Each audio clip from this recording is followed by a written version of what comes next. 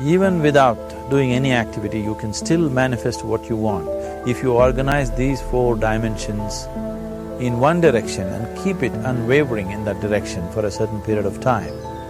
Now he believes Shiva will do it for him and it will happen. So is Shiva going to come and build your house? No, I want you to understand, God will not lift his little finger for you. What has not happened till now on this planet can happen tomorrow.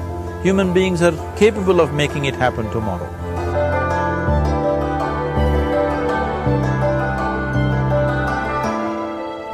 Everything we as human beings have created on this planet was essentially first created in our minds. All that you see, which is human work on this planet, first found expression in the mind, then it got manifested in the outside world. The wonderful things that we have done on this planet and the horrible things that we have done on this planet, both have come from the human mind. So if we are concerned as to what we create in this world, it's extremely important that first of all we learn to create the right things in our mind, how we keep our minds. If we do not have the power to keep our minds the way we want it, what we create in the world is also going to be very accidental and haphazard. So learning to create our minds the way we want is the basis of creating the world the way we want. There is a wonderful story in the yogic lore. On a certain day, a man took a walk. He went for a long walk. Accidentally, unawares, he walked into paradise. Fortunate, isn't he? He just took a walk and he landed up in paradise. After this long walk, he felt little tired. So he thought, oh, I'm tired, I wish I could rest somewhere. He looked around, there was a nice tree, underneath which there was very cushiony grass. So it was inviting. He went and put his head down there and slept. After a few hours he woke up, well rested, and he thought, oh, I'm well rested, but I'm feeling hungry, I wish I had something to eat. And he thought about all the nice things that he ever wanted to eat in his life. And instantly, all those things appeared in front of him. You need to understand, the service is like that. Hungry people don't ask questions. Food came and he ate. Stomach became full. Then he thought, oh, my stomach is full, I wish I had something to drink. All the nice things that he ever wanted to drink, he thought about it and all of them just appeared in front of him. Drinking people also don't ask questions, so he drank. Now with a little bit of alcohol in him, you know Charles Darwin told you, all of you are monkeys, your tail fell away. Not me, Charles Darwin told you that you were all monkeys and your tail fell away and then you became human. Yes, definitely the tail fell away. But the monkey, in yoga, we always refer to an unestablished mind as markata, which means a monkey. Why we are referring to the mind as a monkey is,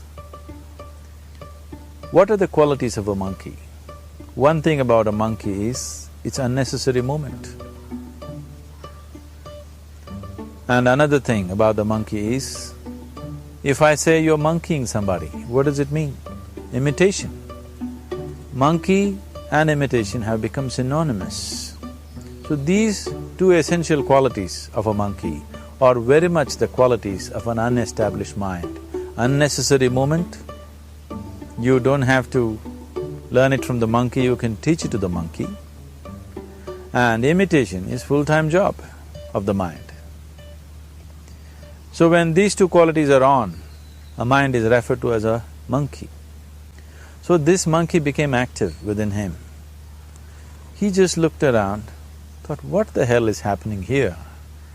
I asked for food, food came. I asked for drink, drink came. There must be ghosts around here. and ghosts came. Oh, the ghosts have come, they're going to surround me and torture me, he thought. Immediately the ghosts surrounded him and started torturing him. Then he started screaming in pain and said, oh, they're going to kill me, and he died. Just now he said he's a fortunate being. The problem is he was sitting under a kalpa vriksha or a wishing tree.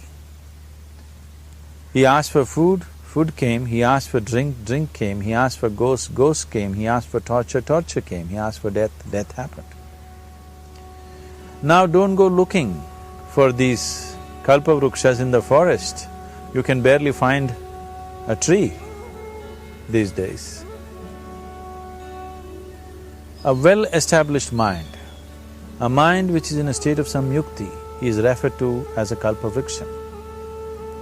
If you organize your mind to a certain level of organization, it in turn organizes the whole system. Your body, your emotion, your energies, everything gets organized in that direction. Once all these four dimensions of you, your physical body, your mind, your emotion and the fundamental life energies are organized in one direction, once you are like this, anything that you wish happens without even lifting a little finger actually. It would help to assist it with activity, but even without doing any activity, you can still manifest what you want if you organize these four dimensions in one direction and keep it unwavering in that direction for a certain period of time. Right now the problem with your mind is, every moment it is changing its direction. It is like you want to travel somewhere and every 2 steps if you keep changing your direction, the question of you reaching the destination is very remote unless it happens by chance. So, organizing our minds and in turn organizing the whole system and these four basic dimensions of who you are right now in one direction, if you do this, you are a kalpavruksha yourself. Anything that you wish will happen. But right now, if you look at your lives, everything that you have wished for till now, if it happens, you have finished. Everything and everybody that you have desired for, if all of that lands up in your house today, could you live with that? Once we're empowered like this, it's very important that our physical action, emotional action, mental action and energy actions are controlled and properly directed. If it is not so, we become destructive, self-destructive. Right now, that is our problem. The technology, which is supposed to make our life beautiful and easy, has become the source of all the problem that we are destroying the very basis of our life, which is the planet. So what should have been a boon, we are making a curse out of it. What has brought incredible levels of comfort and convenience to us in the last 100 years or so has also become a threat to our life simply because we are not conscious action, we are in a compulsive state of action. So organizing our minds fundamentally means moving from a compulsive state of activity to a conscious state of activity. You might have heard of people for whom they asked for something and beyond all expectations it came true for them. Generally this happens to people who are in faith. Now, let's say you want to build a house. If you start thinking, oh, I want to build a house, to build a house I need 50 lakhs, but I have only 50 rupees in my pocket, not possible, not possible, not possible. The moment you say not possible, you are also saying I don't want it. So on one level, you're creating a desire that you want something, on another level, you're saying I don't want it. So in this conflict, it may not happen. Someone who has some faith in a god or in a temple or whatever, who is simple-minded, faith works only for those people who are simple-minded. Thinking people, people who are too much thinking, for them it never works. A childlike person who has a simple faith in his god or his temple or whatever, he goes to the temple and says, Shiva, I want a house. I don't know how, you must make it for me. Now in his mind there are no negative thoughts. Will it happen? Will it not happen? Is it possible? Is it not possible? These things are completely removed by this simple act of faith. Now he believes Shiva will do it for him and it will happen. So is Shiva going to come and build your house? No, I want you to understand, God will not lift his little finger for you. What you refer to as God is the source of creation. As a creator, he has done a phenomenal job, there's no question about it. Could you think of a better creation than this? Is it in anybody's imagination to think anything better than what is there right now? So as a creator, he has done his job wonderfully well. But if you want life to happen the way you want it, because right now, the very crux of your happiness and your well-being is this: if at all if you're unhappy, the only and only reason why you're unhappy is life is not happening the way you think it should happen. That's all it is. So if life is not happening the way you think it should happen, you're unhappy. If life happens the way you think it should happen, you are happy. It's as simple as that. So if life has to happen the way you think it should happen, first of all, how you think, with how much focus you think, how much stability is there in your thought, and how much reverberance is there in the thought process will determine whether your thought will become a reality or is it just an empty thought. Or how you do not create any impediments for your thought by creating negative thought process. This possible is something possible or not possible, is destroying humanity.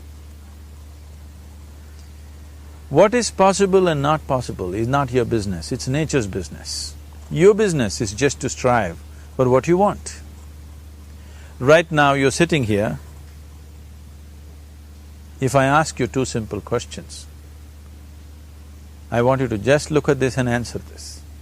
Right now from where you're sitting, can you just fly off? You say no.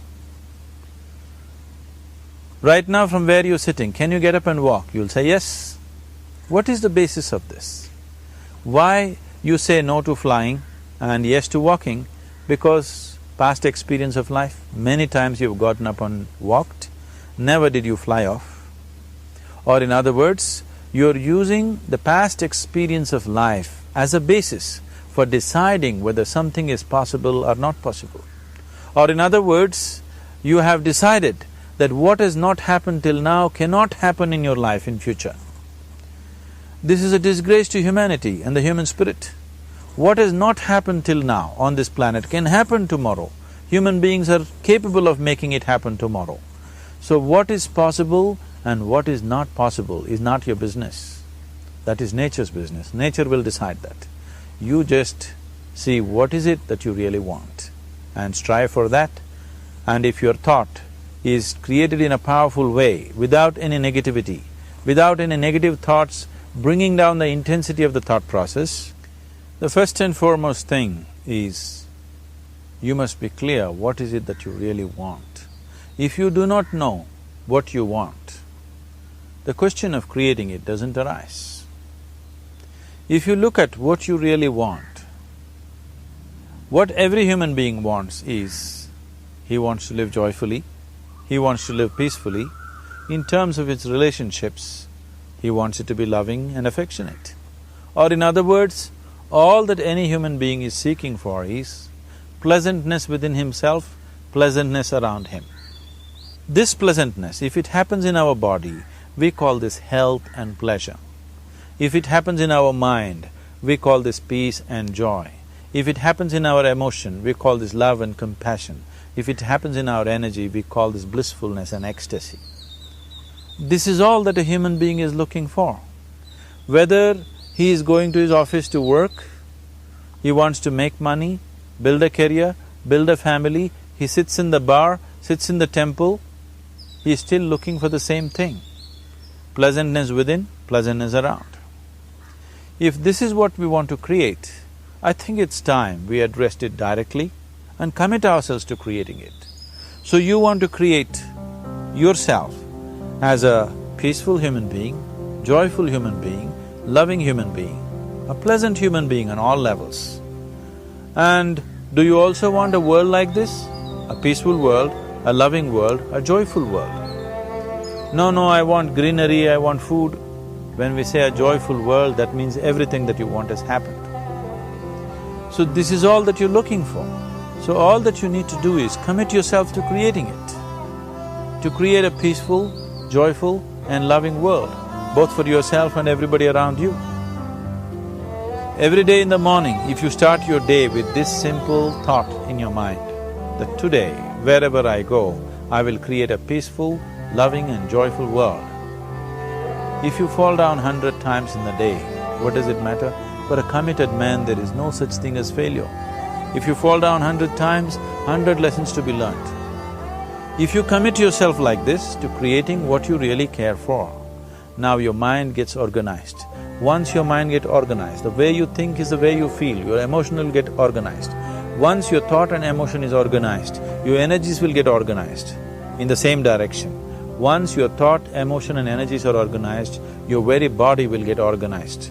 Once all these four are organized in one direction, your ability to create and manifest what you want is phenomenal.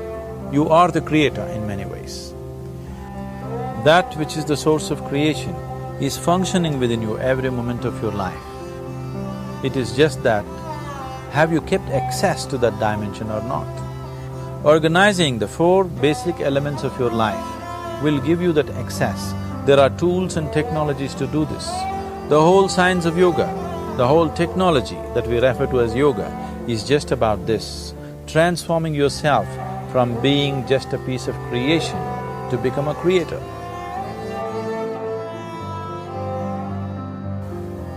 It is my wish and my blessing that every human being in this world should have this access to the source of creation within himself, so that he can function here as a creator, not just as a piece of creation.